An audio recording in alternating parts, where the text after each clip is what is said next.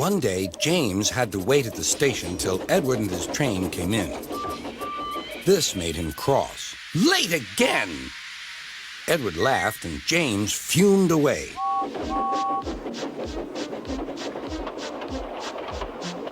After James had finished his work, he went back to the yard and puffed onto the turntable.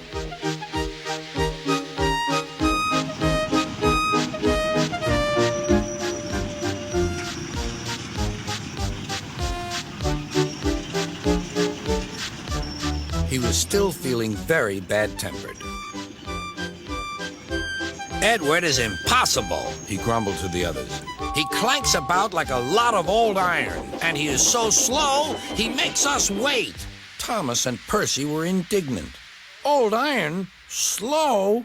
Why, Edward could beat you in a race any day." "Really?" said James. "I should like to see him do it."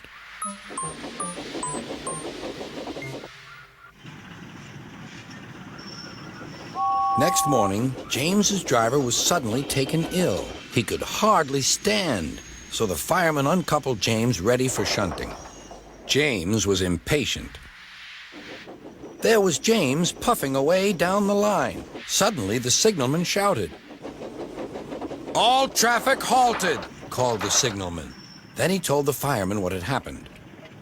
Two boys were on James's footplate fiddling with the controls. They tumbled off and ran when James started. Phew. The signalman answered the telephone. "Yes? He's here. Right. I'll tell him. The inspector's coming at once. He wants a shunter's pole and a coil of wire rope." "What for?" wondered the fireman. "Search me, but you'd better get them quickly." The fireman was ready when Edward arrived.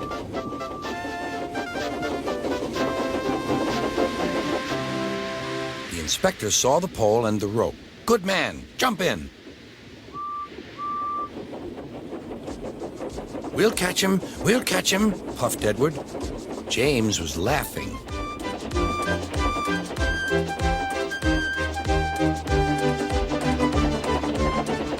"What a lark, what a lark," he chuckled to himself.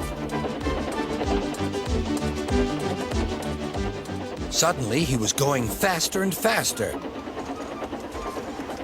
He realized that he had no driver. "What shall I do? I can't stop! Help! Help!" We're coming, called Edward.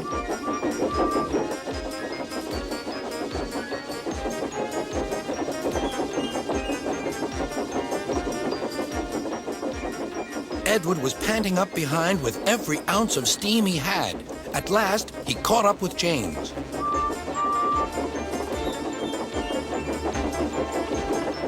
"Steady, Edward," called his driver. The inspector stood on Edward's front, holding a noose of rope in the crook of the shunter's pole. He was trying to slip it over James's buffer. The engines swayed and lurched. At last, "Got him!" he shouted.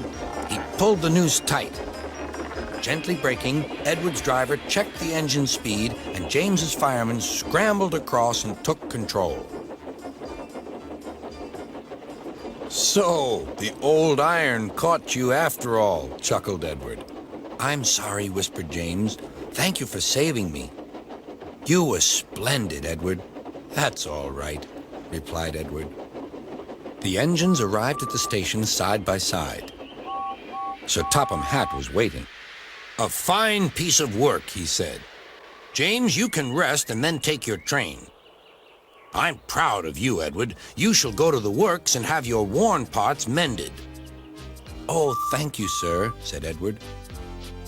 "It'll be lovely not to clank."